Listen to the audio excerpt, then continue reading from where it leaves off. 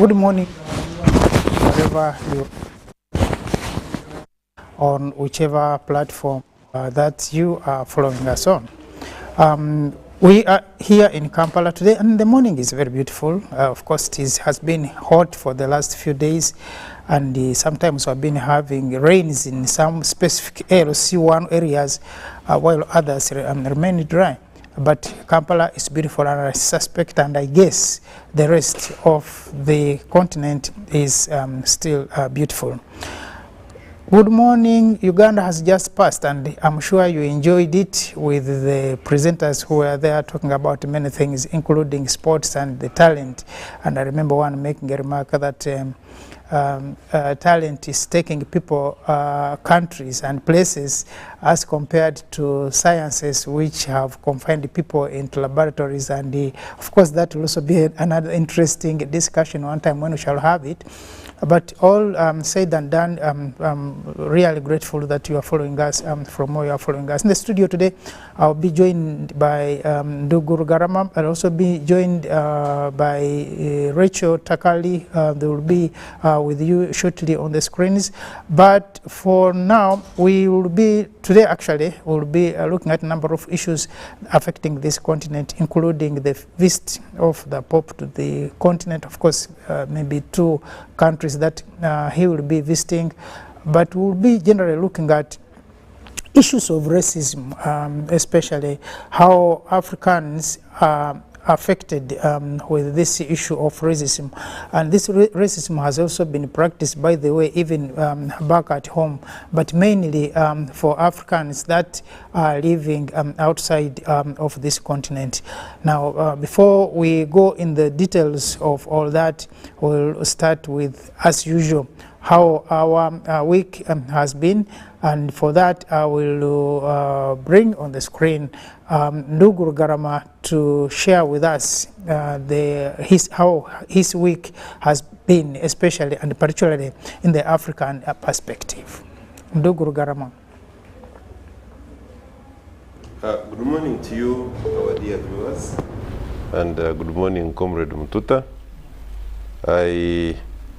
This week, save for the visit of the Pope to Africa. You know, these religious icons, like the Pope, whenever they come to one foreign, and that is much has taken over since the colonial times. You have mentioned something that captures my mind. Yesterday, I was sharing with someone about the Pope's visit, and then he said, actually it was she said that, I didn't know that even the Pope was here. And he said, but I think this Pope is not as popular as the other popes who have visited, because then as a Catholic and can't even know that the Pope is in the neighborhood. Are you saying that truly this Pope is not very popular? I don't think so. For anybody to claim that a Pope, certainly even popes will always have their various personalities. They all can't be the same. But I want to believe that whoever is a Pope certainly has got a special place in the hearts of the faithfuls. Okay. And in this particular regard, this particular Pope has also had his scores, very positive scores. And from the religious perspective, I think the people of DRC and where he's moving next, South Sudan, will have their spirits for that matter, or their spiritual life nourished by the visit of the Pope. And those who are nearby, because for us in Uganda, I think we have been very lucky that we have had quite a number of them. Is it 3 in number now? Since the papacy was created, visit Uganda. You don't get that kind of numbers from of such people like the Pope coming to a particular country. So on that note, I think I don't want to go very deep in the religious aspects. I thought it was going to be our topic today, but still it is good that you have brought this aspect, and it formed part of my week. I have also had there is a young lady by the name of Prima from a very loving family who celebrated her birthday yesterday. She turned 13, and I was also part of the celebrations. You know, now I have taken on a new love, celebrating birthdays. That is something you talked about, the clansman. It never used to be, you know what do you do? We are in this society, so you flow, you move. So I wish her the very best, and the future is very bright for her. Okay. Then finally, I have seen very interesting episodes. I believe my colleagues must have seen that too.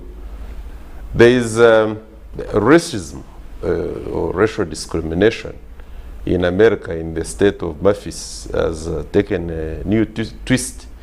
We have always known the Africans or African Americans, like they want to call them. Oh, they colored. Being, I don't know who is not even colored. People who if they are colored at all. Absolutely. People who call themselves whites, they are not white at all.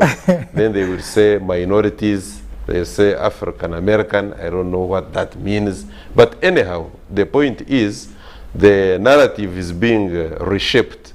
And we don't take that for granted, because we know that there is a chapter which the white man, if he prefers being called that, is opening. And that chapter is that you used to think that the African man in America was being brutalized, discriminated against by the white.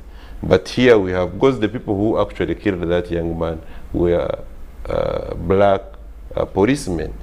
Now, the narrative changes, especially to the gullible, that you see, inherently, the African man is actually evil, and they are incapable of policing themselves.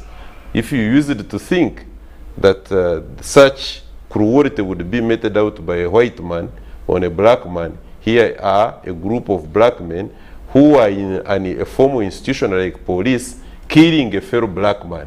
Now, there are a number of talking points there. I believe probably as we move forward in the program, we shall come to that. We shall come to that. What happens when talk of this discrimination? Who is discriminating against who, and who is the victim, and who is the in all this? But it's not ugly as it sounds. But maybe there are also lessons that we can learn, and we are saying that. As the Pope maybe visits Africa. Now, in that clip that is running on the screen, why the Pope is coming to Sudan is because of that. You remember this, when the leaders of Sudan, both those opposing teams went to Vatican and invited the Pope specifically to come and unite them. And I hope they can take that act of humility of the Pope to unite and forget all this issue of struggles for power in that country. So in here, the Pope, when they visited the Pope had to take that bold step of kissing their feet. And you see, it was really a very humbling moment for the leaders of Sudan who were in Vatican. And that is why the Pope agreed to come to visit Sudan, which he's doing as we speak actually today. Is in the South Sudan to meet with the leaders and the warring parties of the country of the South Sudan, and we are praying that something comes out of his visit. Does this speak to you, Rachel? Amazing. Amazing for the simple reason that, first of all, this man has no, at least biological connection to this part of the world. That our own, who look like us and who should represent us better, do not even feel as strongly concerning the African cause as the Pope. Yes. It's humbling from that point of view. Exactly. Yeah, Why would someone travel those thousands of miles away or come from that far to actually do something to get these warring factions back together? Yes. I hope these gentlemen have finally been shamed into changing, because all attempts to get them back to themselves by way of talks, by way of coercion even, by way of sanctions, has not worked. So maybe the faith in them, because I know, for example, Salva Kiir is a very deep Catholic. I'm not very sure about Riek Machar. But I know that the Pope, at least, is hoping to reach the spiritual side of these individuals. These are hardened military men, so military sense is not working. These are seasoned politicians.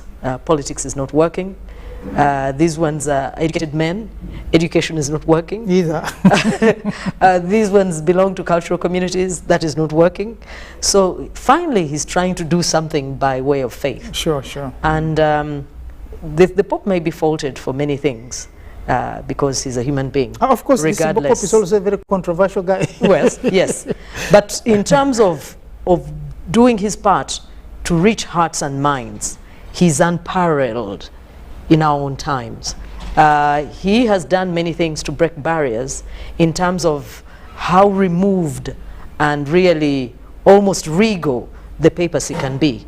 The papacy can be a very high and exalted place, far from the reaches of ordinary human beings. But this particular Pope, maybe because he's Argentinian, and the samba sort of legacy, the South American unique approach to life, they're generally easygoing and appreciate life to its fullness, as opposed to past popes who have been very Eurocentric, very formal, very conservative. So maybe that one also shapes the kind of man that we see today in the form of Pope Francis. But whatever else comes out of this particular connection to the people of Southern Sudan and the people of DRC Congo, he will go down definitely as a man who has tried very hard to heal many wounds in our own time. They are here. Also expected is the Archbishop of Canterbury, and that one is the head of the Protestant Church. Oh, Anglican. Okay, Anglican Church. What is the difference? Anyway, anyway, the head of the church is also expected any day now in South Sudan. That is where he's expected to add his number to Pope Francis, and their mission remains to forge a way to peace, to find a bridge between faith and the refugee situation and many other troubles in this part of the world. So for that reason, kudos to them. Yeah, because I guess this could be the last time Pope Francis is visiting Africa. At 86 years of age. Yes, likely. Maybe not, but we may not see him quite often visiting Africa again, given his age. But also that there are a lot of changes that are happening now.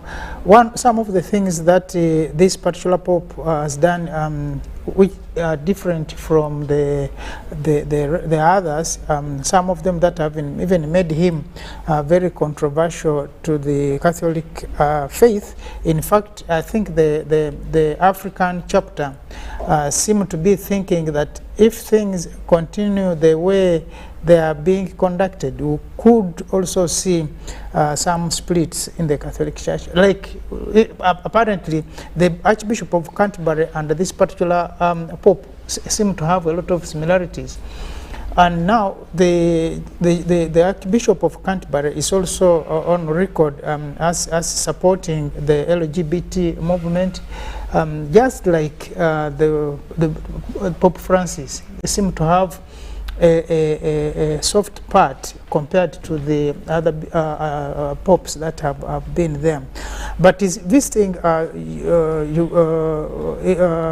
South Sudan and the DRC specifically for the confrontations and the conflicts that have existed in these two countries, but also DRC specifically, I think it's one of the countries in Africa with the biggest population other than Nigeria of Catholics.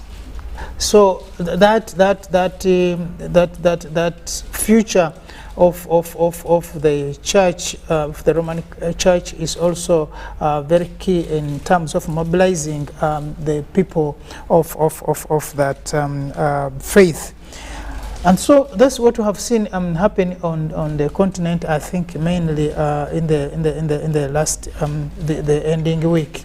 We maybe just a statement, Comrade Mututa. The Pope, and I have got maximum respect for him as the head of the Roman Catholic Church. You see, we must be very clear, because my sister Takari here asked the difference between Protestant and Anglican. And I do not want to go into the depths of the debate about the difference, but Protestant was coined simply because the Anglican Church was came into existence as a consequence of a revolt from rebellion. Yes, from the main Catholic Roman Catholic Church. So that in itself gave it a coinage, Protestant. But they look at it, the Anglican faith look at it as a kind of reference to their it's like an insult. They don't love that. So theirs is Anglican faith, and the other one is Roman Catholic faith. The Catholics were not mincing their words. Theirs had to be Roman Catholic, and that's what it is. So whether you are in Uganda, whether you are in South Sudan, you are a Roman Catholic. It doesn't matter whether you have visited Rome or not. That's what it is.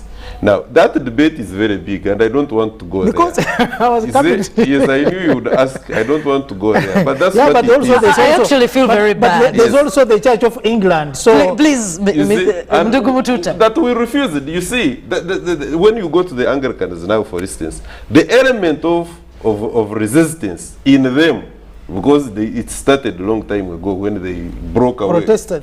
when they protested. Yes. So what would be the Church of England now here in Uganda is actually Church of Uganda. But And Nduguru no Garama, wonder. Nduguru Garama, Yes. you cannot be the one struggling to be identified as Anglican or- yes. eh. You know there is such a place as Anglia. No, you see, Just a moment. Eh. You cannot be the one struggling at this moment to be identified as an Anglican, because Anglia is a place. Or I hope there is no Catholic in this country who's struggling to be identified as a Roman Catholic. You are not. on that one, you don't have to move there. struggle. Don't move there, because he is struggling. I told you. No, nobody is struggling on that, by the Sure. way. I'm simply laying facts bare. I'm So actually you're reminding Protestant. you. Okay, you protested. I'm reminding you of what exactly is in existence. What is in existence is this: that the Catholics are actually Roman Catholics. Period. Yes. Yeah.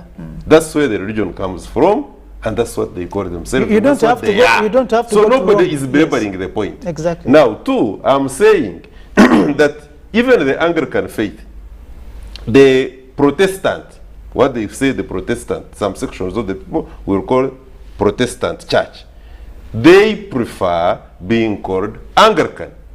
But that doesn't take away the fact that actually they came from the protesting throat. Yeah, but it... That notwithstanding, because I don't, like I said, I didn't want to push this point very far. Nobody would, at least not me, I would not be fighting to be called anything in that line. But I'm simply saying the depth of what we have found ourselves in and what we perpetually front as being ours, which actually is not ours, by the way, has taken us thus far. That now you can have the contribution. Now, let me just go to the contribution of the Pope. The Pope, in my opinion, and I was saying I have got high respect for him. From the religious point of view, what he is doing in DRC and South Sudan is commendable at that level. But at the same time, we are mindful, those of us who choose not to take things from the surface, that the problems of DRC and the problems of South Sudan are much deeper and they are entrenched. The players are seeing what the man of God is doing, sincere in his sincere heart. What he's doing is very correct. But I can assure you that what has been obtaining in South Sudan is going to be chewed by other forces going forward than what the amiable, frank, sincere Pope is doing. And we need to reflect deeply. And I'm not taking away the position of God that probably God is going to touch the hearts of men in the country and out the country who are players in the politics of that country to change and do good. Sure. And we'll definitely wish that these confrontations, and because like you are saying, the interest in DRC and Sudan actually that have been responsible for these conflicts and these fights are not necessarily not being Catholic or otherwise, but beyond the understanding and the face of what is seen in the two countries. And unless some of those things are addressed, we could still be having those issues. But we hope that the visit of the Pope will touch the people there and things can change for the better. So we shall be moving now ahead with the discussion of today. And we are looking at, before Nduku Cheyune came in, you, Bwana Rugarama, you were talking about the issue of racism, and you were saying that apparently it is not that the whites are the only people responsible for especially the marginalization of the Africans, the blacks in America and other parts of the world. Of course, it has happened in Europe and other parts of the world where in some cases, blacks have been decimated, have been completely wiped out in some of those countries that they had been taken as slaves. But you wonder, why is it that what is coming out now as the changing of the narrative is that blacks are themselves violent? No wonder they can be killed by fellow blacks. You see, what happens fundamentally, and this, in majority of the cases, we don't get it correct, simply because we choose not to go deep in majority of the issues. When an average person, and I don't know if I'm going to be very clear when I say an average person, or let me say, when you take the standard of a bystander, when you meet a person on the street, 1, 2, 3, and you ask about racial discrimination, especially in America, what would be the obvious reply? That inherently, the African man in America or elsewhere, you even give examples that you look at them, even here on the African continent, they are always killing themselves. So that we are inherently evil. The African man is inherently disagreeable, and we cannot find peace within ourselves. And that is not just historically wrong, but it is also morally incorrect for anybody to make that analysis and reach such a conclusion. What happens is that going by racial discrimination, what is a racial discrimination? You see, you are incapable of being racial or racism, practicing racism, if you do not have certain means. That we must appreciate. That my sister here, for instance, Takari, I cannot racially discriminate her, assuming there is such a thing. My brother, Comrade Chaine here, when I am not of certain means. And by means, I mean that I must be capable of denying him certain rights. I must be capable of denying her certain rights. Now, the white, you see, I must apologize to my audience that I hate that thing. There's nothing like white, but for purposes of this debate, permit me use it. The white community in America has created a situation whereby they have the means.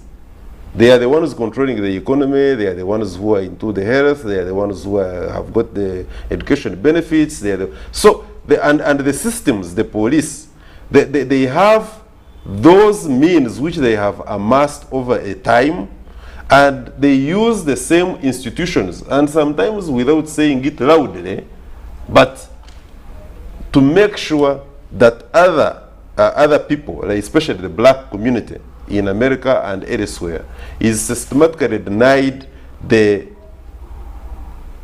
rights. There is even such a thing as denying you a right to health, that you do not have, if you don't have an insurance, health insurance. Some of our colleagues who have stayed in America, Rachel probably knows that.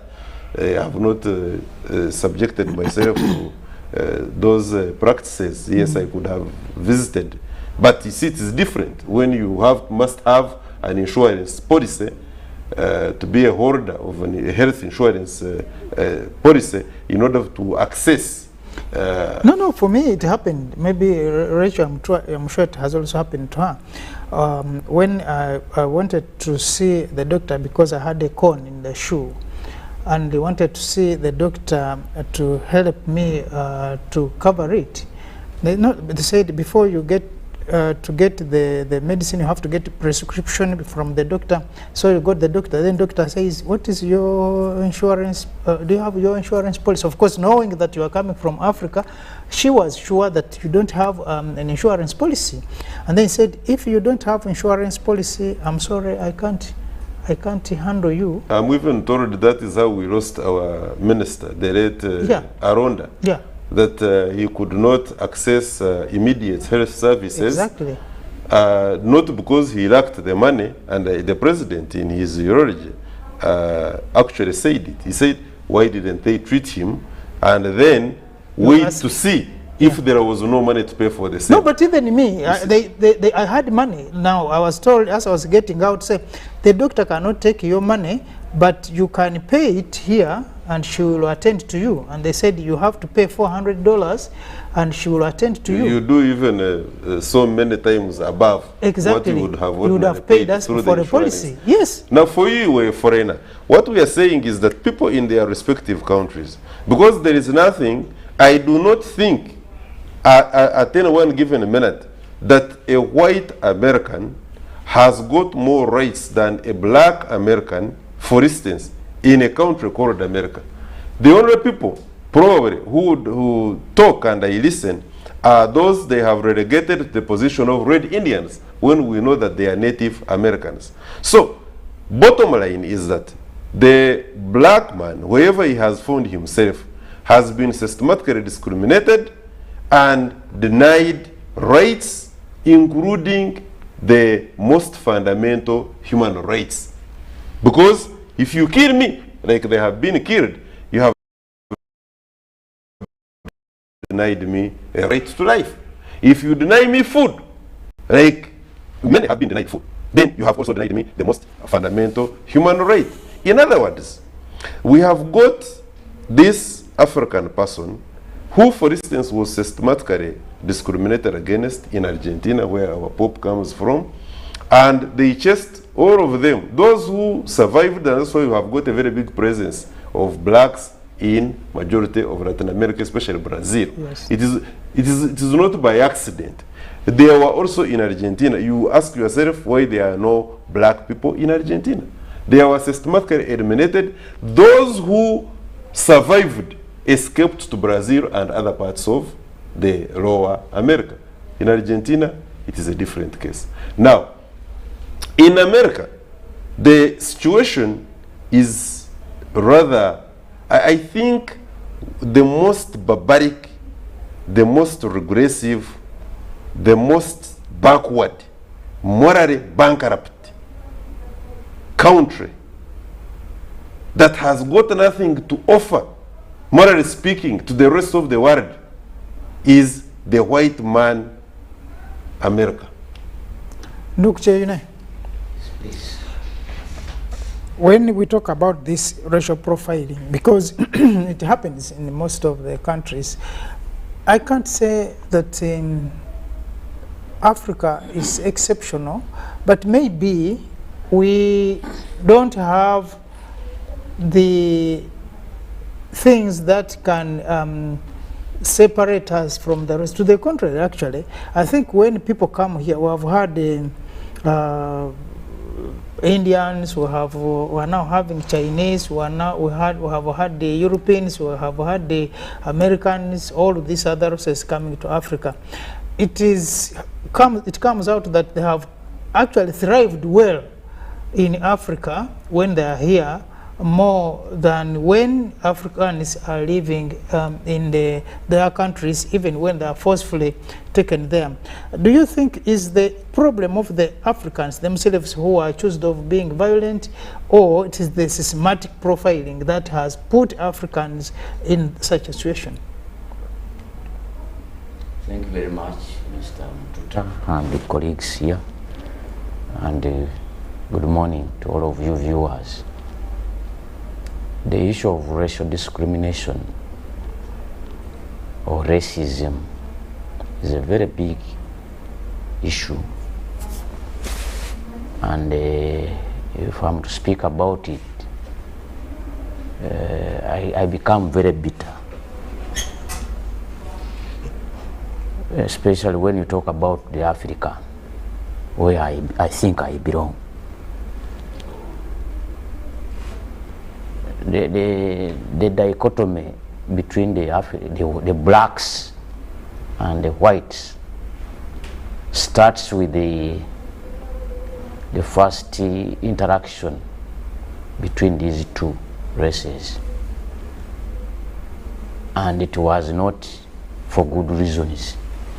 It was not an amicable interaction, let alone not having been intended, because the black man has never invited the white man for a meeting.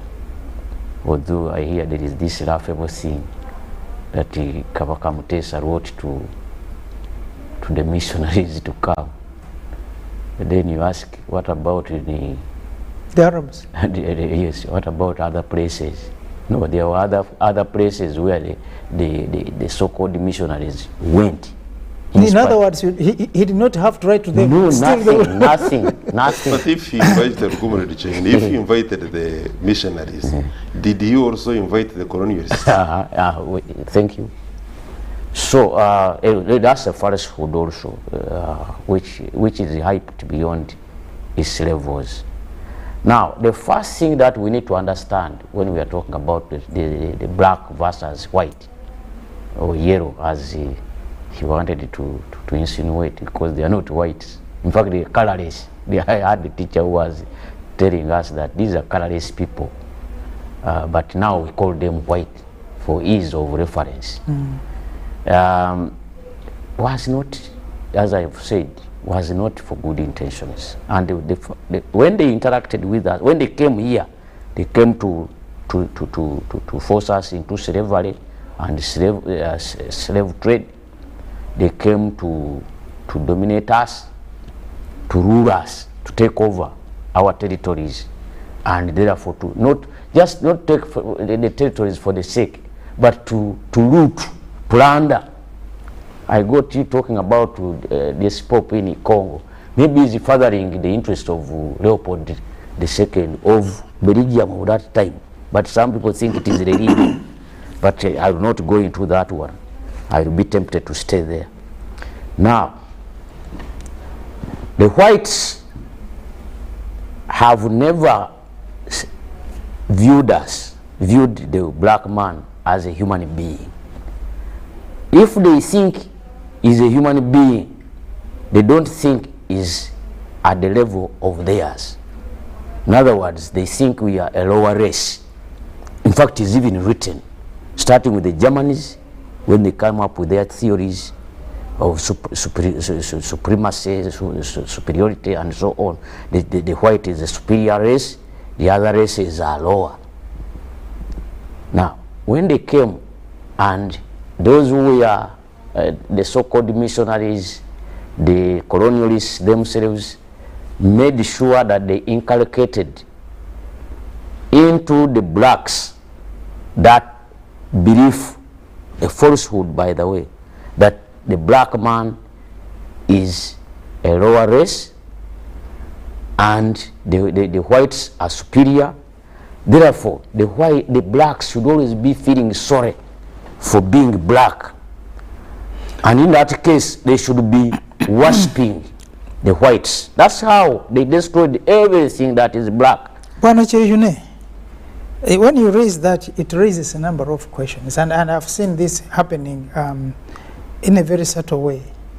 And you sometimes wonder, because, and with the colleagues here, sometimes I've been telling people, for me, there come a time when I don't believe, and blame the colonialists or today the whites for what they are doing to blacks. You walk into a bank today, or you walk into any public place, including the airports in Entebbe today, and you see a white person lining and the black person lining. Trust me, even in church, when we are going for Holy Communion, you are likely to see a white man being served by a black man or woman faster, as preferably faster than the fellow black person.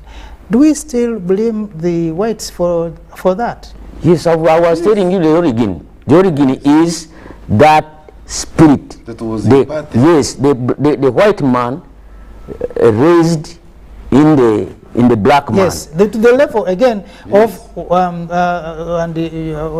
Rachel, you'll excuse me for that, for what I'm going to say, that you have women, even men, by the way, not only women now, trying not only to talk like them but also look like them. No, yes, I'm telling you that you need to understand first and appreciate first where it started. It starts with the white man coming to tell the black man that you are a forgotten race. We are actually coming to civilize you. Even if civilization started here in Egypt, in Africa here. Exactly. You know, now they are saying, we are civilizing you. I had a teacher who said that instead of civilizing us, they civilized us. Actually. By planting syphilis here. So, when they come to, they said, anything black, forget. That's how I told you the other day when I was here that which God are you talking about? There is God made in Europe, God made in Africa, God made in Asia, and so on. That's so they conquered, they allied with some irresponsible Africans to fight and defeat the African God. And they said, we have brought a God from Europe or from Israel, whatever it is. They said theirs was universal, yes, superior. And so the black man now began to worship. And in that complex that was planted here, everything that is black was, if at all, secondary or was just put aside. Even the devil is black. Yes. Now, what you are talking about? In the 90s, I'm told, a friend of mine told me, one of the prime ministers of Uganda here, was told this man that you get out, I'm going to meet whites. Go away, I'm going to meet white. There was coming. I'm going to, was speaking Uganda. I'm going to meet them. A prime minister of Uganda here in the 90s. That complex. The banks you are talking about and every place. And now the Asians are now, again, the way they arrange it here in Uganda. The first class, Europeans, second class, Indians, and then the no class or third grade. In where I come from Bali, we have the senior quarters, then also we have the Indian quarters. Yes, the Indian quarter. I've always gone to those places in Bali. And so, those with no quotas. That is Katwe. Unclassified. In Kampala here, it is exactly Katwe. the black, yes. It is Katwe. Now, So when we talk, of course, about these things, they raise a lot of emotions, I understand, and in a lot of bitterness, like you are saying. But 60 years later on, yes, that is a disease. Maybe it is a chronic disease which was planted in The us. syphilis of that area. Yes, the syphilis is that. Now, it is chronic. The liberators are few. I remember very well 1986 when the NRM came. They were very clear. We knew, because I was in secondary school, we knew a new dawn had come. What happened? The revolution was disorganized. When that empowerment that was coming up to say Africans, Ugandans, claim your rightful position in Africa, in Uganda. What has happened? To the extent that today, when the word investor is used, it is in reference to a foreigner, not the Wavamuno of Uganda here. That's not a, they remember later that this is an investor. But when they say investor, in fact, people will turn around. If they say the end over, if you said that we have an investor here, we will begin asking who amongst us because of the color. So it takes Meles Zenawi, before he died, may his soul rest in peace, had begun a move where he had really analyzed this problem. The problem of the African, and he was saying there is a need for a concerted effort to cause a real liberation, because to him the colonization started and was more in the mind. Actually, that's what he called, that it brought about a disease called the menticide. That until you cure that menticide, the one that makes you give way. I remember my fight in Imba. There was a supermarket there when I was trying to fight with the European, an Asian, along Kroko Tower in the 90s. Who shouted at me? Fellow blacks, stupid fools. No, for me, I also did the same in one of the supermarkets, and Yes. and he had to fight with an Indian. Because the mind tells him that a black, an Asian is more important, is always right. A European super white, super right. That's why you will find that you go these banks, these hotels here, Sheraton. You go if you find the name Mututa written on the chest of those waitresses. Is it there? That No. it is hard to pronounce. Yeah. That's the excuse they give.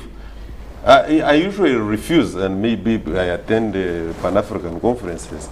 There is nothing like putting this so-called Christian. What is so Christian? And I have had trouble with people baptizing my children who even don't appreciate the history, our own history here. But for That, you, for are instance, unfortunate. You baptize them. You are you see, unfortunate. because it is unfortunate in the sense that in the Pan-African rank, but at the end of the day, when they asked Professor Rumumba, as to why he baptizes his children, he said, I don't want you to give these children trouble. Because I know they are going to be denied so many social services when I'm not there. No, but you know, to that extent, and I think one time we shall sit here and discuss this issue of religion and Christianity, to the extent that you have to take one of those names, and it is also when the Africans were taken to Europe, taken to the US and all those countries, were given names of their masters. If you are Mtuta, you ended up with Smith someone. We now today have people called Smith Davids, so Johnson something. Because and they call that Christian name, yes, by the way. Yeah. Never mind that even the ship that took the slaves to America was called Jesus. Something. Yes. What's blasphemy? Now, we now need, for people who may not understand what we are talking, I'm not talking that Christianity doesn't exist. But there is a very big divide between Christianity and religion. You could end up with a religion name, not necessarily a Christian name. Because in God's book, when I'm born, he does not have to wait until my name is given by the church that I'm now named. There must be a name. Every person must have their name. And African names are not as black and satanic as they are assumed to be. But apparently the Africans have taken these names with a lot of pride, and they believe that when you are not James, when you are not Dan, when you are not Rachel, you basically not a Christian. That's what conversion is up in their mind. That conversion is about that. You remember assimilation policy of the French? Yeah. Yes. To really change you radically from your personality to their personality. To believe that you are French when in actual sense there is nothing French about you. Yes. Rachel, you are burning with a point on that. I think for me, I always like to remind myself that these conditions, by whatever name they go, are really human conditions. The expressions vary per time, but I have to let you know that this racism is not a European thing. It did not start with the Europeans, let me put it that way, at least in the African context. So much so that, I'll give you a very good example, and they don't live very far from us. The people that the colonialist calls pygmies, you know, the Batwa, and they like to be called as such, or the Mbuti, Bambuti. Those people, at least with many of us, many of us here, I think all of us here are of the Bantu extraction. But the Batwa are not genetically the same as us. They're not, and this is a fact. Even ethnically, they're not the same as us. But the human condition and the ailment he talked about has caused us to also discriminate against them. So discrimination is not always about resources, but it's always about fixing people in categories.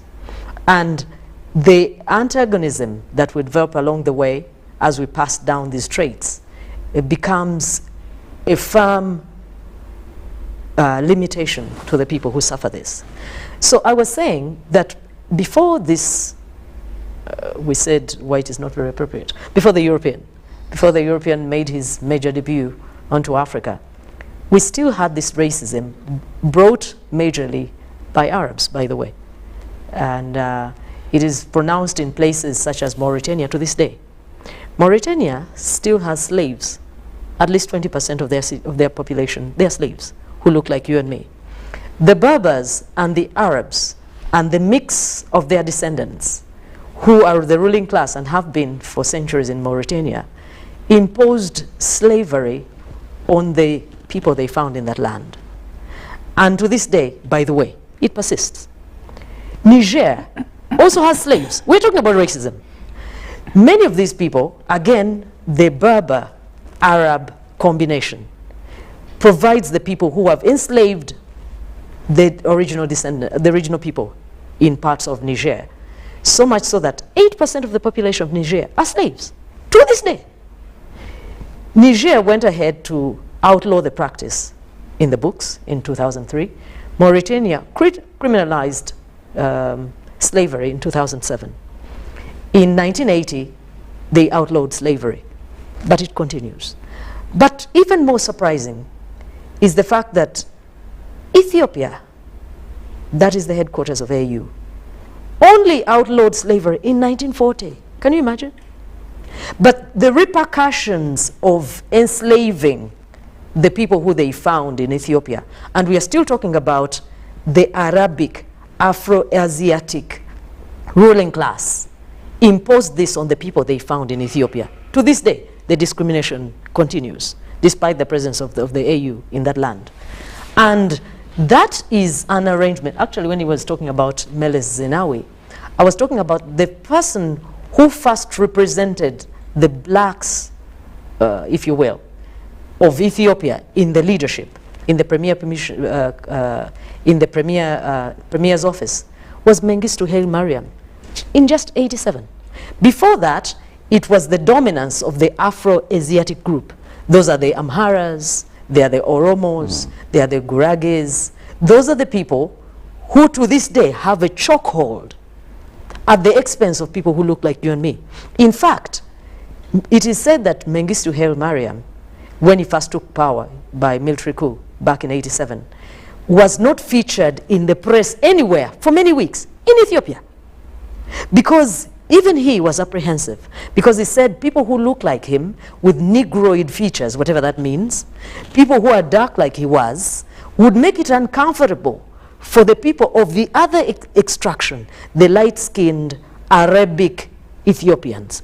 What I'm trying to say is that racism did not come with the white man, is really what I'm trying to say. Yeah, but we as black Africans also practiced the same thing for people who are genetically different from us, even when the skin color was the same. no, So it is a human condition, is really what I'm trying to say. yeah, true. When you look at that, of course, even up today, Africa still has a lot of contradictions. Even within the societies of Africa, you would have the ruling class, and those that ruled in Uganda. We have we had also the thing like the Vadu, we had also the Balangira, and many other groups in Africa where you had the ruling class and the other ordinary, the commoners. It was very common, at least in most of the places where we had the ruling class. But now, But up to now is due respect. Of course, I see where my sister Rich is coming from. That historization is Yes. very beautiful. But frankly speaking, we are looking at a picture where Africa had, in a majority of the cases, very beautiful ways of living with our differences. The truth of the matter is that with the existence of kingdoms, such a thing as the ruling class and then the commoners. commoners, if you will, their place was very well known, and there was hardly doesn't mean that there was nothing like any of the maybe underpinnings that would come in here and there.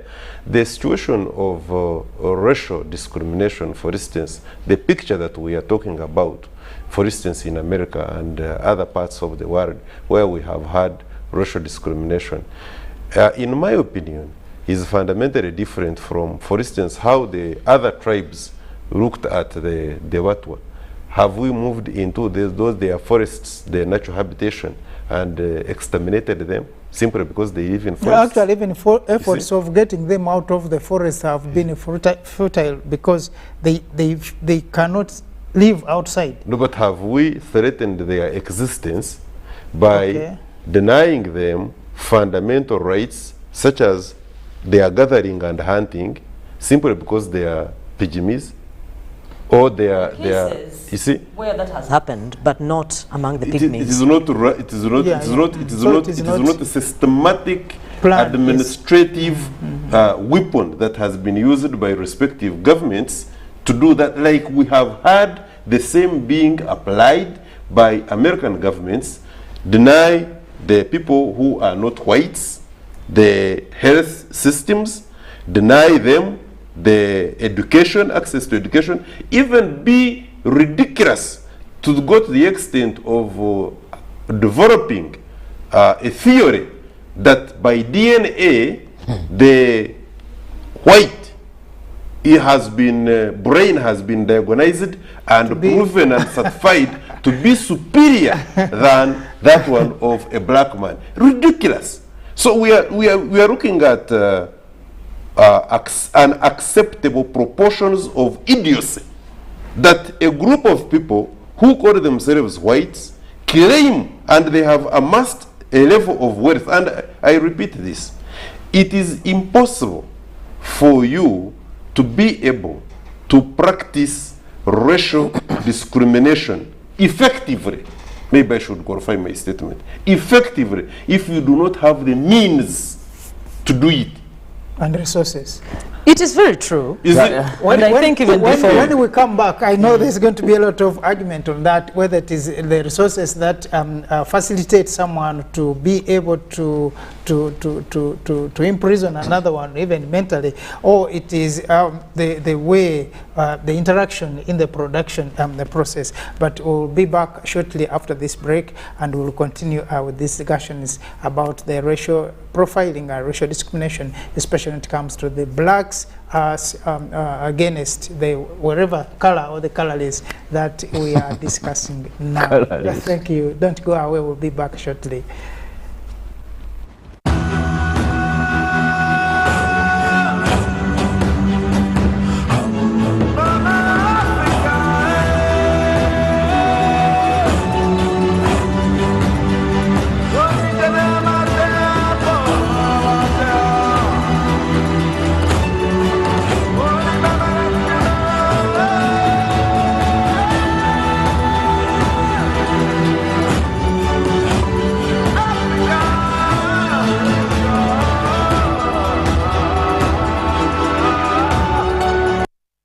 The Tales of Kasozi, brought to you by Uganda Communications Commission. Hello? Hello? This is Kasozi. How can I help you? Hey, Kasozi, my brother. Long time. We last met when we were at campus. It's been a while, but you are the person I'm looking for. Campus? Really? Hey, you don't remember me? Okay, so how can I help you? I'm stuck in Gulu making millions, and I need to urgently send money to my sick mother. But I can't find any mobile money agent near me. I've sent the money to your phone, as you can see the message. It might take a few minutes to come through, but I urgently need you to send the money to my mother. Let me send you her number, and you send it to her chap. My friend, I'm afraid your mom is going to die. What? Because I don't know you, I never went to campus, and I'm also in Gulu. So can we meet at CPS, we talk about it? Stay tuned for what Kasozi does next. Tofera. Refrain from unnecessary engagements with strangers over the phone. This message is powered by the Uganda Communications Commission. It's Freaky Friday from Airtel. Buy or gift. Buy or give. Get freaky too! Dial star 149 star 10 hash to load a Freaky Friday bundle for you to enjoy the best offers on voice and data. To buy a bundle for friends and family, dial star 149 star 10 star 5 hash. Freaky Friday with Airtel. Buy or gift a bundle today. Dial star 149 star 10 hash to get started. Airtel, the smartphone network. Happiness comes to us in many places. It's in knowing the mosquito net keeps our children healthy. The wife having the support of her husband. It's in deciding together when to have a baby. And for some, focusing on what's important right now. So what's your happiness? Make the right health decisions to ensure happiness for you and your family.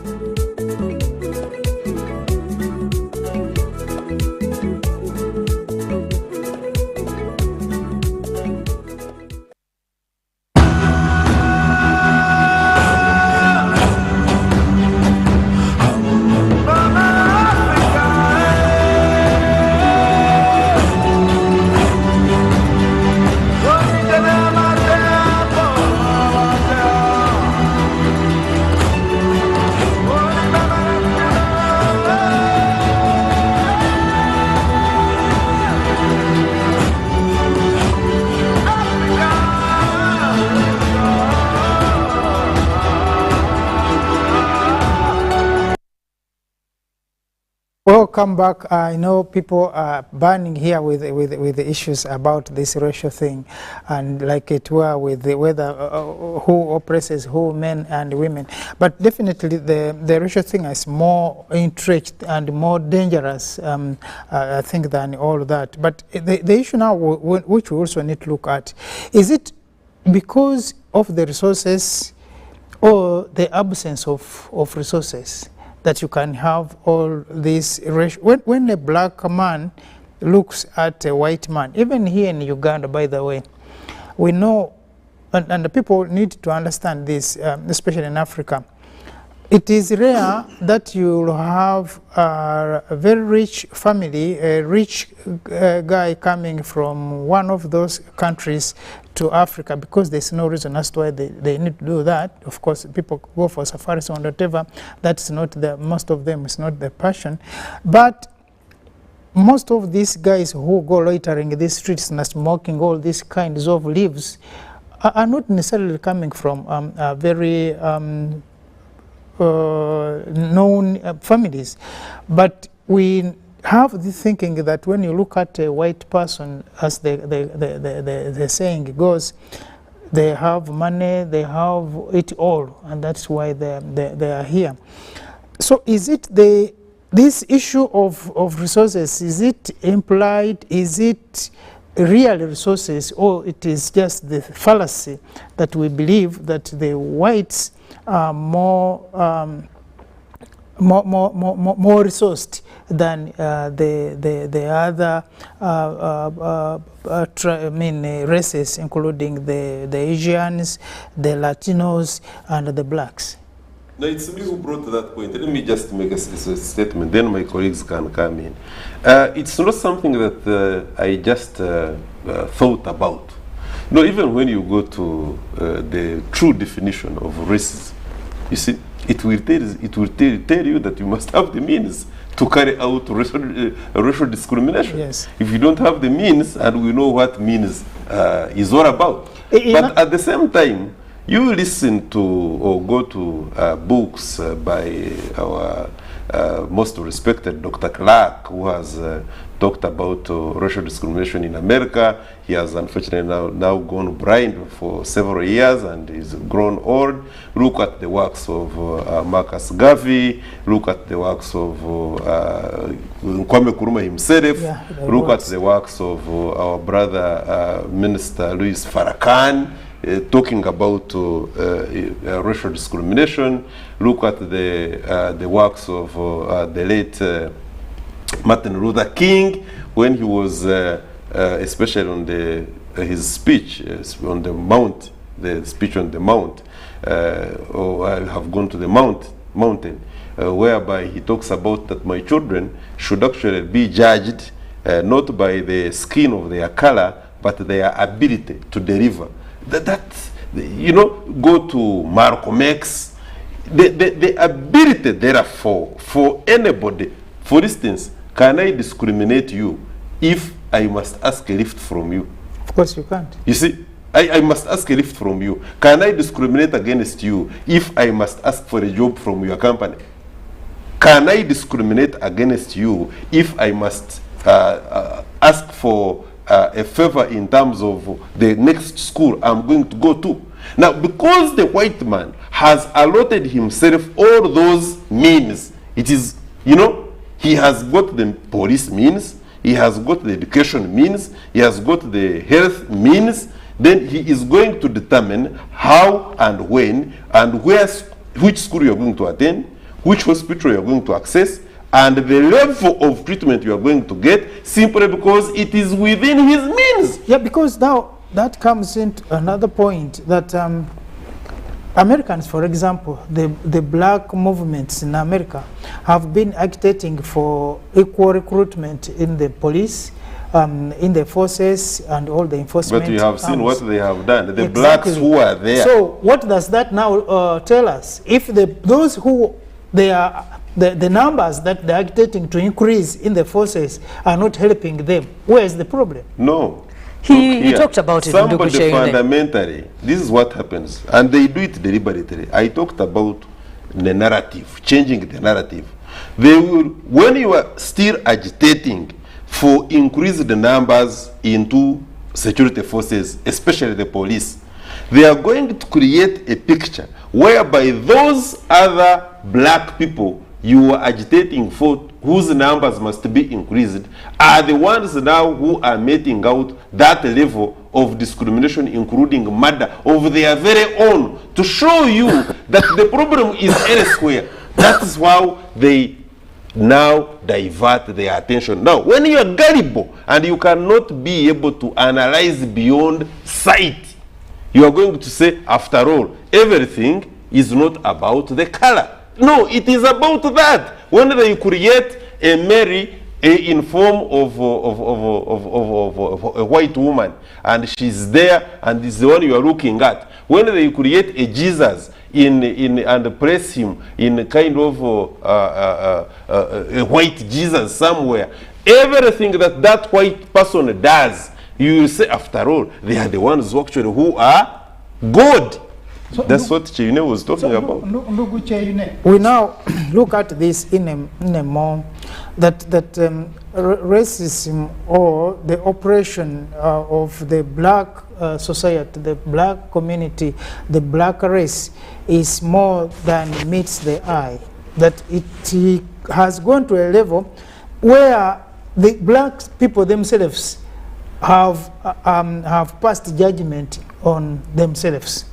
What will be the remedy now to undo, at least to some extent, what we are seeing happening today?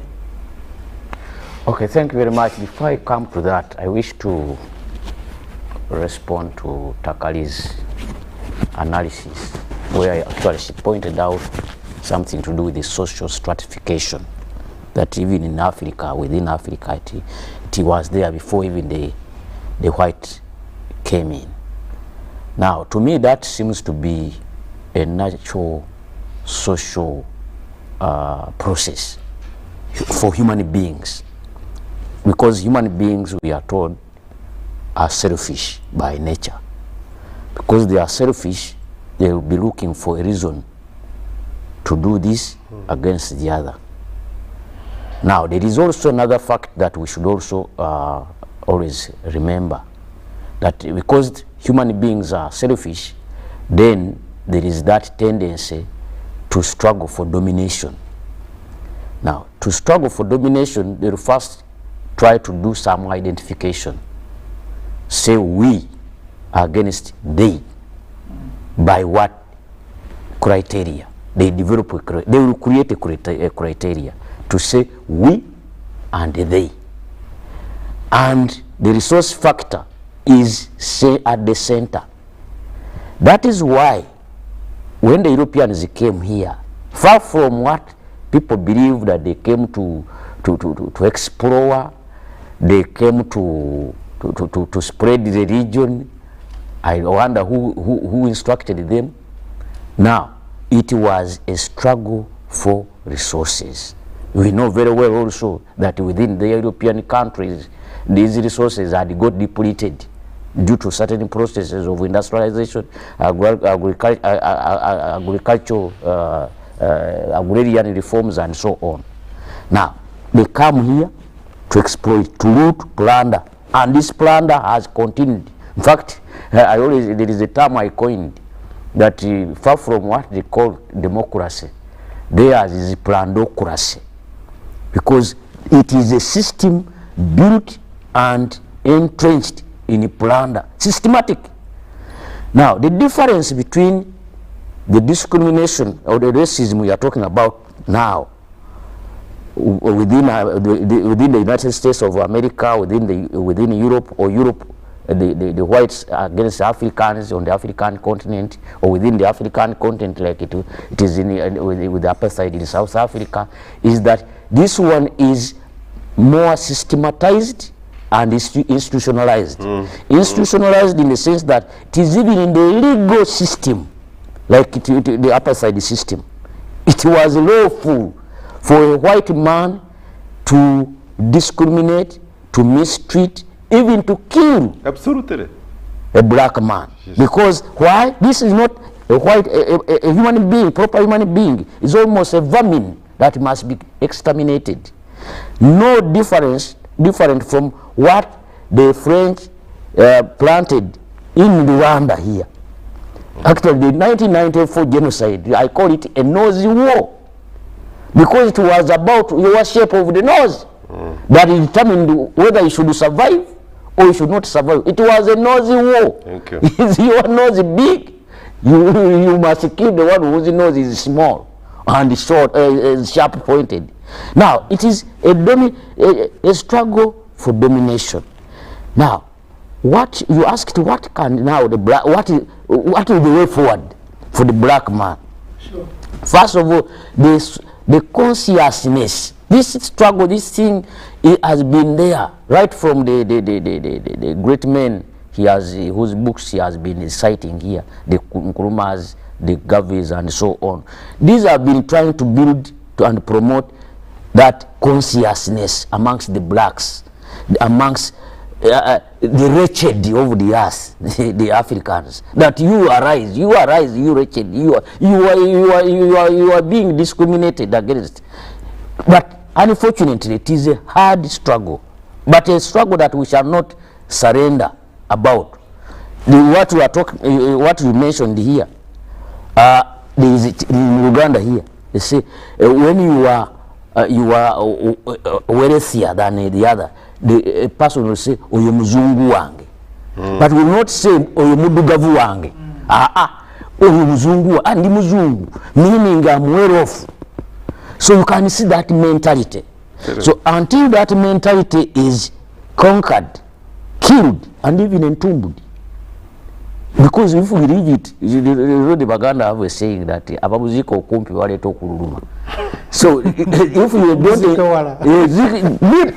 you must kill, don't kill and leave it there. Kill and entomb it very fast, very deep. The unfortunate which thing we're also looking at is that we have seen Africa now trying to unite, and like one put it, we no need to unite Africa by dividing it. We need to unite Africa when we bring African together. Now we have seen these Africans killed in the US, Africans are being killed in Europe, Africans are being all over the place being killed. The voices that are coming from Africa protesting some of the things, raising concerns about how Africans, both in Africa and outside of Africa, particularly when it comes to mistreatment because they are black. Those voices seem not to be many. It's about how empowered are you? President Yoweri Kaguta Museveni of Uganda has all these decades been championing that empowerment move. When he says, let's create wealth, let's improve household incomes, he's trying to move towards that direction, that an empowered community is a confident community. So the few voices you are hearing are voices of those who are empowered, they are confident. You remember when Comrade Mugabe told Blair, keep your England, I keep my Zimbabwe. How many Africans can, even now, African leaders can make such a statement? It was one of his kind. May his sorrow rest in peace. Yes, but Rachel, now I come to you with that, because we're looking at this issue of you are being discriminated against, you are being racially profiled, but you seem to think like it is okay. But until if Africa itself does not come up to make noise, then do you think we are making a hard one with this? Actually, when we are being given lectures on human rights by the same people who are mistreating us, can't we also give a lecture to them about how to treat black people and humans? Because that is a bigger issue than people sleeping with who. I think it's Ndugu Chegune who was talking about menticide. And this talks about mental suicide. I think that is where he's coming from. But I think the more absurd part is that where the colonialists stopped is where the present African elite are. The exact space those people occupied is where, unfortunately, most of our political leaders sit, firmly entrenched and with no remorse for the things that they are visiting upon us that were directly from the colonial era. For example, just recently at the climate conference here in Egypt, the most recent one. Yes. Zimbabwe was one of the countries that were excluded. Is that not so? These international meets, Zimbabwe is still excluded. And what crime has Zimbabwe committed? Nothing. The fact that the people of Zimbabwe waged a bloody and long war to repossess lands from which they were forcibly ejected, unjustifiably so. Every resource was cornered and sealed off, educational, financial, even human worth. Those things were sealed off and kept securely in very huge vaults by the colonizers and their successors. So when they won their war of liberation in 1980, I believe, Mr. Mugabe promised to continue with this struggle and to put into effect the cries of the people of Zimbabwe. He took his time, I think, trying to engage these people who are sitting on all the most fertile land, the people who had a chokehold on the mineral wealth of Zimbabwe, a very small minority of white people. The people of Zimbabwe who waged the war, 10%. Yes, the people of Zimbabwe who waged the war got tired. They said, Mr. Mugabe, you're taking entirely too long. The veterans were the helm. They said, look, since you seem to be tied down by these people, we will proceed to occupy these lands ourselves. This was most pronounced in the 90s, about 10 years after he had taken power. But these people, the colonizers, showed no interest at all in meeting the people who they visited these ills upon for centuries. They showed no remorse. They showed no intention of sharing resources. So from there, after Mr. Mugabe's government saw that the people's will was that the resources be redistributed, they did not want to kill the white men. They did not want to leave them at zero. They just wanted a fair shake at life. So after a while, the Zimbabwe government said, all right, we'll now go with the will of the people. These same hypocrites who say that democracy is the will of the people, by the people, for the people, now say the people of Zimbabwe don't have the right to make that decision. These same hypocrites. Tomorrow they'll be saying they have a democratic talk to us. Really? Start with Zimbabwe. This is the information rich as you continue with your point. Actually, Comrade Robert Mugabe was very sincere with his ZANU-PF. They went into agreement with the British government, whereby the package was well crafted and the other party was supposed to make some payments, which they never did. They want something for nothing. They renegated on their promise twice.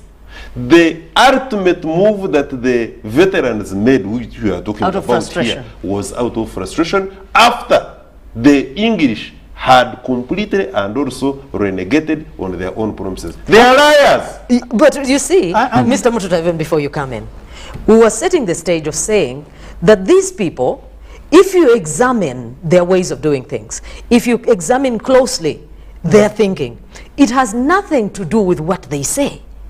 These people, if democracy, the democracy they preach day and night, was really what it is, Zimbabwe should be far and away the most democratic of states today. But they have broken the will of the Zimbabwe people. They have killed the people of Zimbabwe by their thousands by stifling their health system. They have disempowered the people of Zimbabwe by stifling the education system. They have done all sorts of injustices just because Zimbabwe says this is how we want to be governed. Tomorrow, they'll tell you Uganda is not democratic. These hypocrites lost moral power a long time ago to tell us this. But aside from that, even before I finish, we were talking about that this menticide is the reason why we are not making progress. Unfortunately, a more recent example is what is happening, for example, in Namibia. That tragedy that is Namibia was started by the Germans when they dispossessed the people, the desert people. And they talked about, the reason was to entrench the whites because they had to take the power and so on and so forth. But in Botswana, which is nearby, they have the San people who are in parts of Kalahari.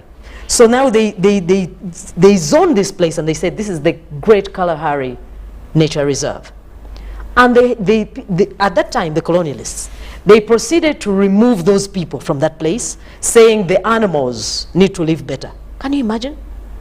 But today, we are still propagating those same values. Even here in the National Elizabeth National Park, we are still saying the elephants, we are talking about menticide. They are still saying the elephants and the apes, the snakes and the lizards need more land than the people of Uganda. Really? We have a whole ministry that says, yay, the monkeys and the apes need square miles of land, not the people, or not the Mututas. And we are saying the attitude of our minds has become the chief problem that we have. So you want us to kill the animals? No, no, no. The monkeys need their space, but the people need more space. It is logical, isn't it? The people of San, the San people in Botswana, yes, those people, they were first told, give way to the rhinos and the buffaloes, the elephants and the gorillas. This is thousands of square miles of land. These people are just a few thousand, maybe. They don't reproduce that much. They said, no, give way totally, so that one buffalo can have like the land that is all of Kampala, one buffalo. But you know what happens is that that is how far we have sunk. One buffalo needs to move freely and reproduce. They are at it again. They are in Karamoja. They say, please, the ostriches, they are not reproducing. They need more land than this UBC compound. One ostrich. They say, please, the people of Karamoja. They say, no, no, no. That is madness that has overtaken us. Now, when we look at this, of course, for me, I know a lot, this subject, a lot of discussion and concerns. But my worry is that because the African leadership seem not to be very responsive to some of these issues, especially affecting Africans living out of Africa, even those who are living in Africa.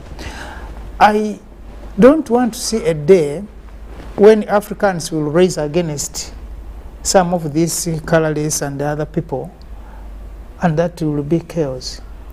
Now, for me, I believe that we can exist as humans, including with animals, like you are saying, but that there must be mutual respect. It is not even mutual with the buffalo. No, I'm not talking with the buffalo. Okay. Within the races. Just making sure. Yeah, but even buffaloes can also mutually.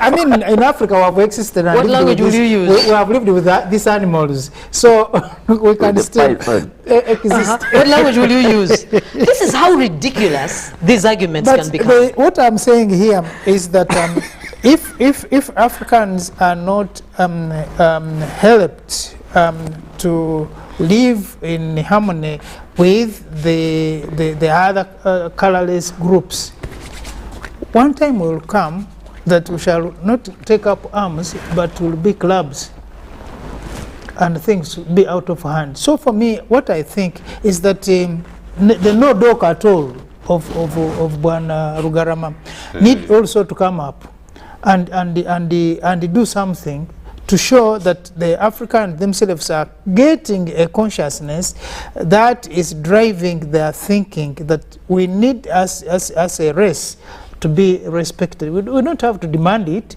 but it has to be there. Otherwise, why would we be called all these names and then our leaders, but really I pity them, being called to go someone and to be told what to do as if someone is pulling the wire. The issue that Bwana Chayune is raising of empowerment has to start with the leadership and the mind of the leadership, so that the people of Africa can learn from their leaders, that, because you heard him say, he said, njagala na bazungu, the bazungu are coming, so. But I think, Ndugu Mututa, exactly. Yeah, in a small observation on my part, I think the most advanced case of this disease called menticide, because of course diseases have stages. They talk of cancer stage 4. I think that's the worst. This menticide, the worst manifestation, the highest stage, is when the oppressed begins to regurgitate the same thinking, the same manifestation, signs and symptoms, 100% of the oppressor. Then the oppressor can sleep in peace, because once he tells him go, he will do exactly what he had in mind. So much of Africa is suffering the most advanced stage of menticide, where people who look like you and me are doing exactly what the colonizer did 300 years ago, to perfection. Even worse. They justify the most unthinkable things, visit the greatest evil in their own people in colorful language and in a necktie and 3-breast suits. You know, these are people who do not see the distinction between who they are and who they should be. They really think that an oppressive way of life is actually the ideal. That is how we have become. We think that when the white man oppresses us, we should clap. There is nowhere else to go. Really? Yeah, because you're out of ideas? We have seen some of our leaders dance to that tune. But Ndugu Garama, anyway, coming back to that, do you think that this, I mean, when should this start and when should it end? How far should the African leaders go into addressing some of these issues that we see now happen? Julius Marema, our brother down in South Africa, the leader of the opposition political party. I think one of these days we should have Ushalo. Yes, he has always been busy, but we are trying to really get hold of him. Yeah, so that he can talk to us.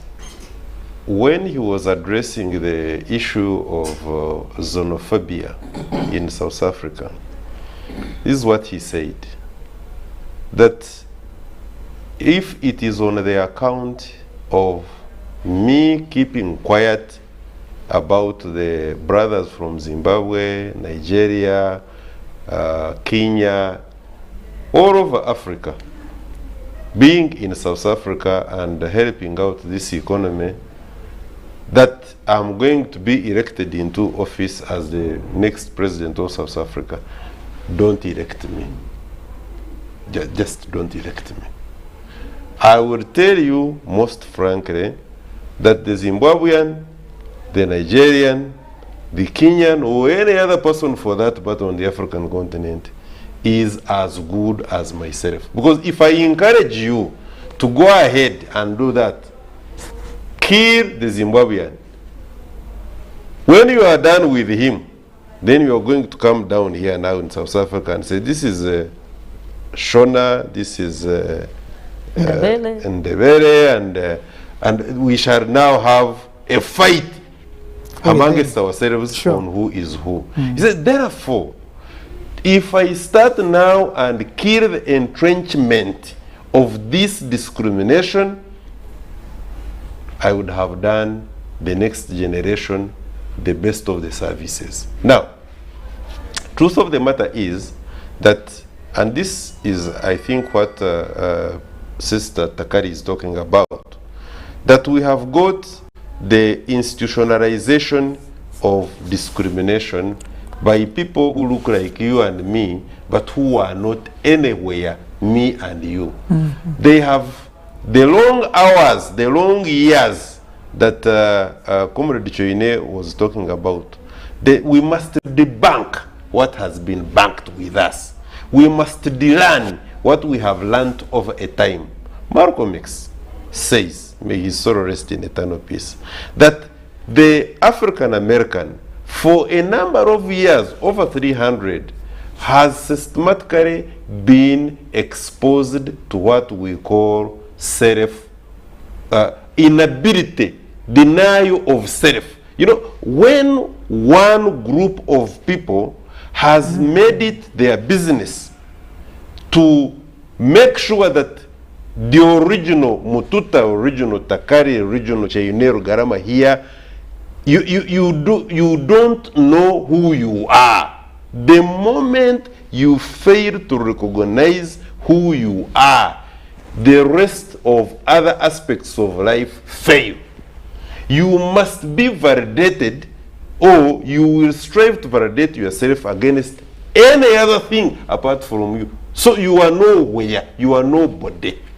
And that is the biggest problem. The biggest problem of the African man is that we have for a very long time been, through colonialism and other forces, including the education system, we have been denied identity. The concept of self has for a long time been taken away from us. And that is why my senior brother, Rumumba, Professor Rumumba, says that there was a boat that was intercepted on the waters from Libya. And the woman who was rescued on that mission was told that they are taking her back to her home country. And she said, no, even if you did take me back, I'm going to try another time on the waters. I would rather die on the waters than go back to. And but I also had a roommate. There you go. She was from Cameroon.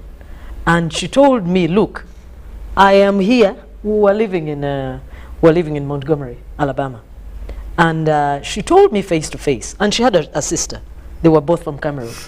Actually, the English-speaking Cameroon. The South. And now. she said, we will return to Cameroon only one way. When I'm dead. In our coffins. You see now?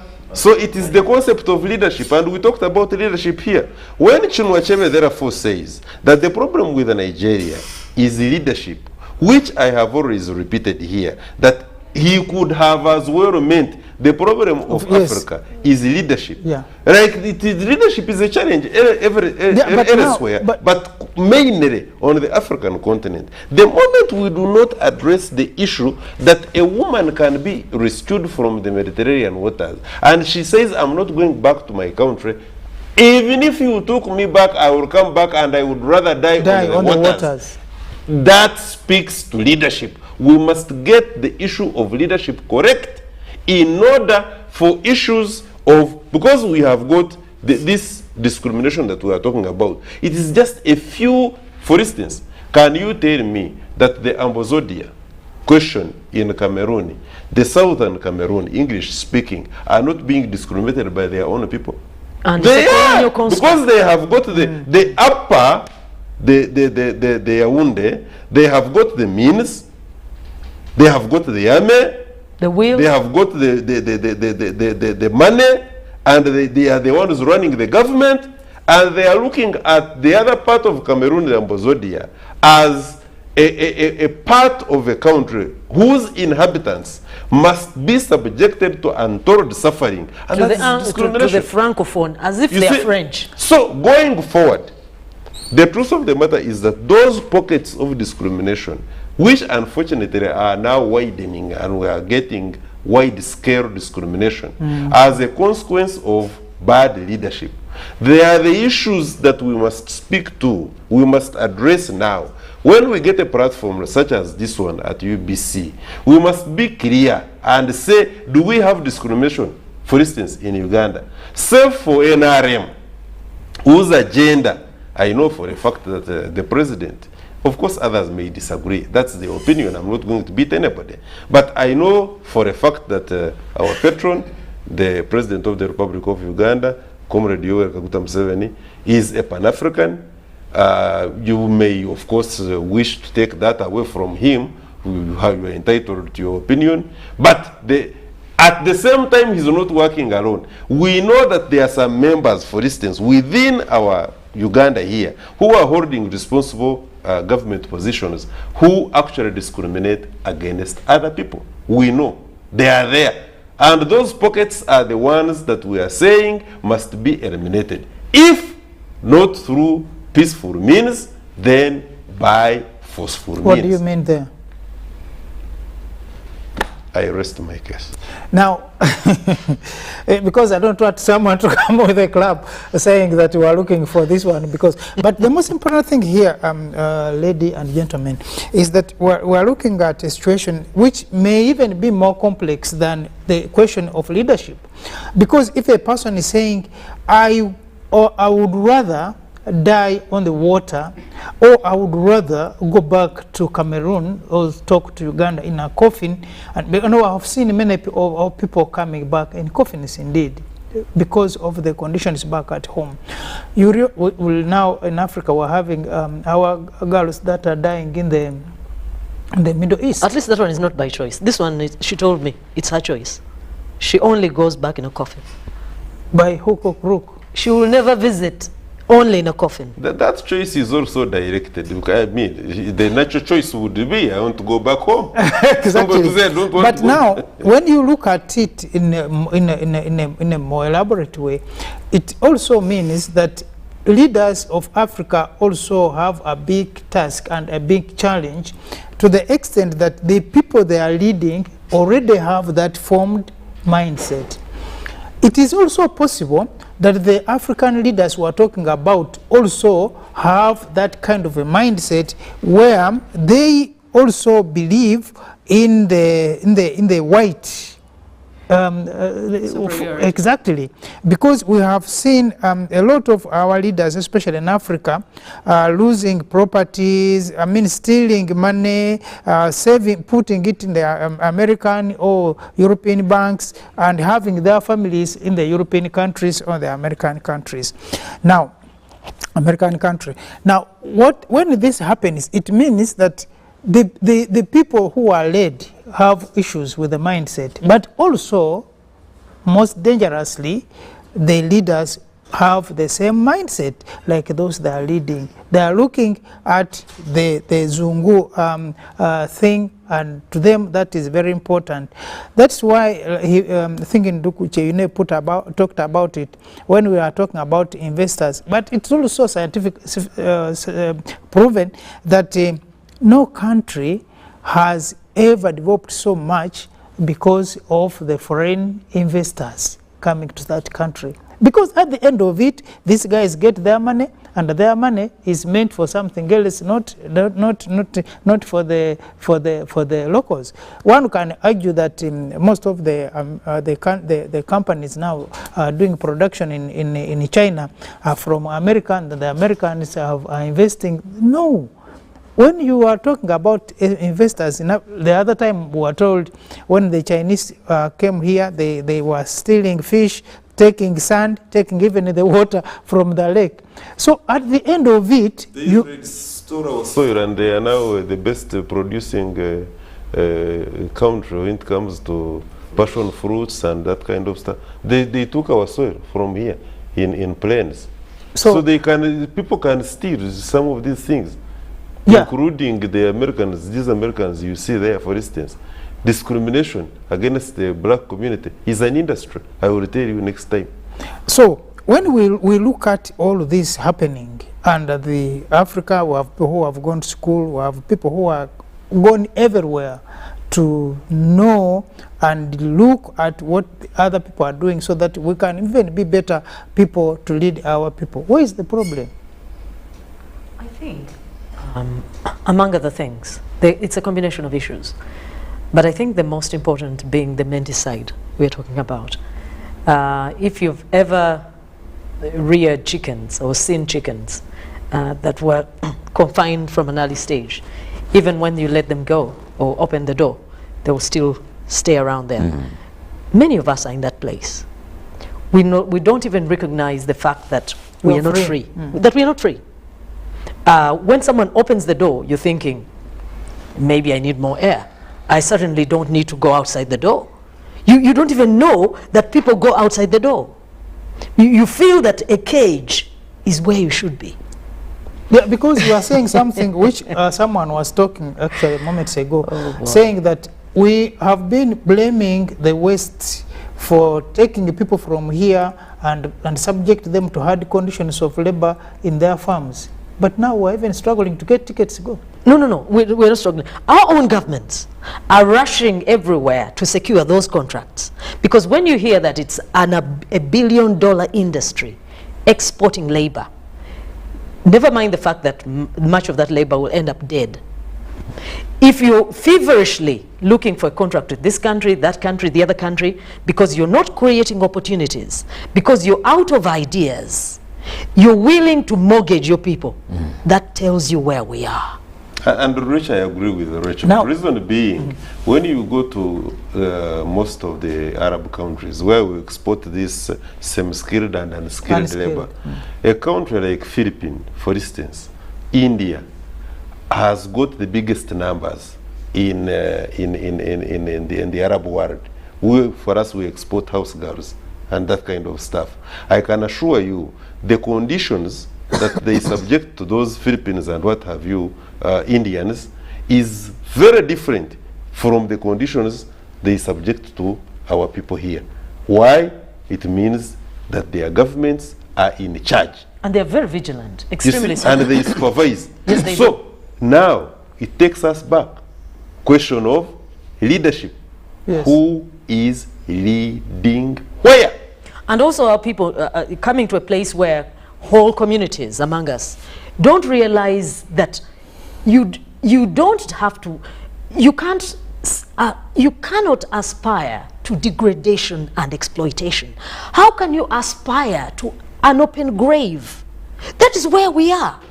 Many of our children, many of our young girls, we are now to a level, I think, of proportion of who comes back alive.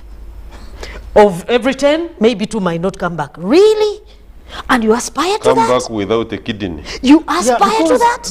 What makes it even more complex is that this kind of slavery, subtle as it is also very dangerous. Of course it is. Because, and most of these people we are sending out are not unschooled like we have seen from other countries. No, some of them are schooled, true. Yes, some of them are a well big schooled. number of them, but it is an issue. They have given up. They have resigned. It's called resignation, and that's the worst state of a human being. When you resign to fate, you say, "Echije chije." So, okay. Yes, this is very interesting, and Rachel is putting it in a very interesting way.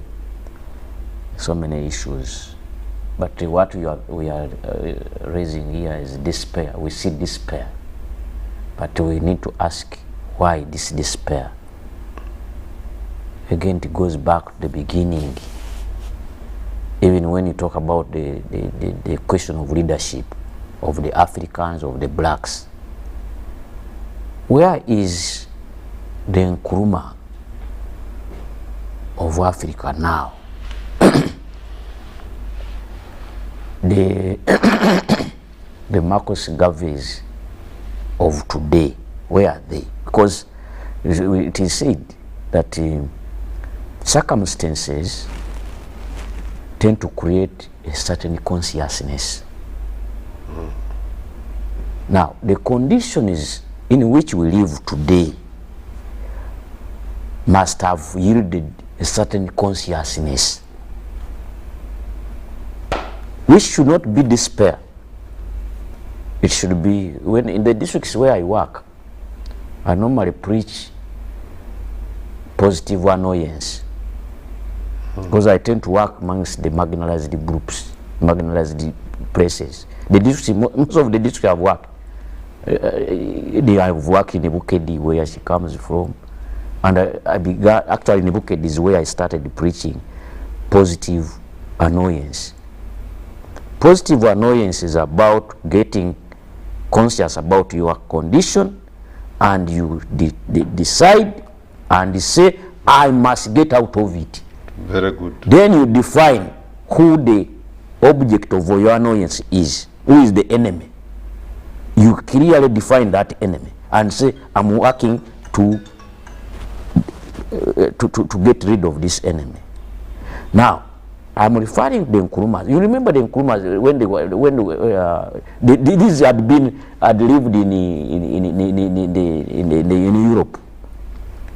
Even that black consciousness, how it came about. They had lived in America, they had lived in England, and had undergone those conditions, and they began raising the consciousness of the black that now this must change.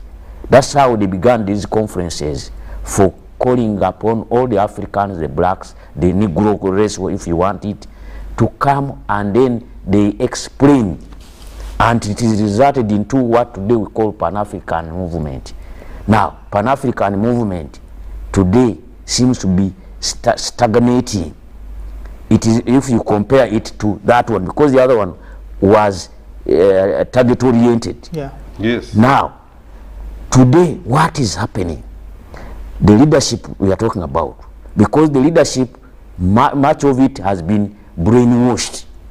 When she talked about animals struggling for space with the human beings, the white man told us we must have game reserves, mainly for his interests. Now, the leadership inherits that one and is championing it greater than even the white man. True. Now, the leadership, the liberation, which Changomacho talked about, second liberation of Africa.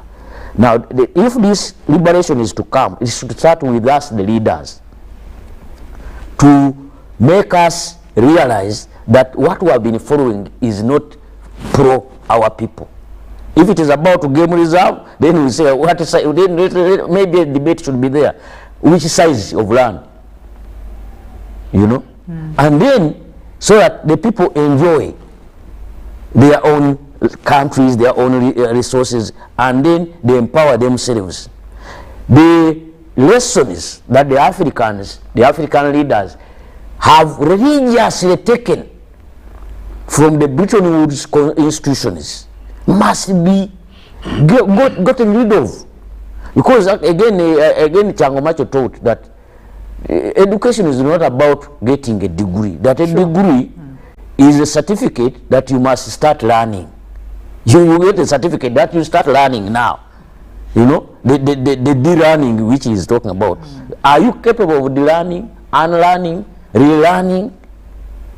Maybe what you were taught. You remember 1986, when NRM came, one of the first victims of that time was that falsehood that Speak was the first person to see or to discover River Nile. As if there were no people there. Mukwaya, Abe Mukwaya. I remember, I think it was the DA, calling them DA, SDA. Mukwaya, Abe Mukwaya Haji. I don't know where he has disappeared into, maybe. He said, he commanded that removal. And I said, yeah, the thing stopped. You see Speak Road. Speak Road here. Here. Piringiton, is it Piringiton? Those stupid things. They are here. Where is the leadership? The leadership must lead us into removing all these relics of those tormentors of ours. The lessons that have been taken by those Bretton Woods institutions I've told you, the Western lecturers, professors, and so on economics, on politics, and so on, must be re-examined, and the wrong philosophies must be gotten rid of. Yeah, and then the leader, the Africa now says, this is where Africans must go. Poverty. Yes. Because all leaders cannot do that. We are talking about resources and empowerment. Because most of the African leaders are looking for survival and the election, the next election. Now, if you are going to have your next election, you need that money. Someone has to give you that money. And they are going to give you with conditions, but you know, if you are to. Now, the stupid thing is not even the leaders. The stupid thing is us who are the led, because you are going to begin asking your leaders, say, Otulesotia. Now, that puts us in a vicious cycle of the problems we are talking about. If a leader is going to stand up to say, I mean, if it is you need the money so that you elect me, you leave me, and you had where the Professor Lumumba was saying, that after talking and giving the nice lectures, people say, the guy, can talk, but you know. He admitted that he organized over 300 town hall conferences. Yeah. The following day, which was actually supposed to be the last day of campaigns, his competitor, who never articulated any policy for the constituency, came in with sacks of money and distributed. The following day, which was a voting day, he was faithfully Professor Rochor Lumumba was badly beaten at the ballot. Exactly. And he never saw the light of the day. So, Mr. Mututa, the question of leadership is about sacrifice and risk-taking. When the NRA were starting their war in Luwero, it was at a time when people were saying that is impossible. Echo kisoboka. Tolina maje, tolina mundu, kisoboka. But the leader knew where he wanted to go, where he saw where success will be. And indeed it happened. Now, yes, we must see, here in Africa, we must look at our condition and say, now we have been impoverished. Because even the impoverishment of the African, the black man, is also systematic. Sure. The exploitation, actually double exploitation. Exploitation by the whites, exploitation by the fellow Africans, you know. And then when you see this trek for enslavement in Arab countries and so on, it is as a result of this, but also as a result of the mentality. Who say it is like at a time in Uganda where they were saying okufobwa avumfesas. So okufobwa that was a positive now annoyance. Because and so a point which I was coming to is, can we look at a point in life of the Africans when they will say, instead of dying on the high waters, instead of being enslaved in the Arab world, instead of this apathy, can we turn this annoyance to our leaders so that we can at one point get leadership in this continent that will be able to drive us ahead and be able to stand for the rights of the African person? One thing we must appreciate is that, like in a religion, if the preachers, if the reverends, if the priests stop preaching, then I can assure you that the faith and Christianity will die. We, as the fronters and the preachers of the Pan-Africanism and hope, must not cease. We must not stop from talking. This that we are doing, which some other people, by the way, call a lot of noise, that you only stop at talking. There is an agenda which Comrade Chene talked about. Our forefathers, the Patrice Lumumbas, the Marcus Garveys, the Malcolm X's, the Patrice Lumumbas, the Soko Tourés, when at the material time they were coming with their gospel was very clear. They wanted to get the white man out of the African continent, and they achieved that.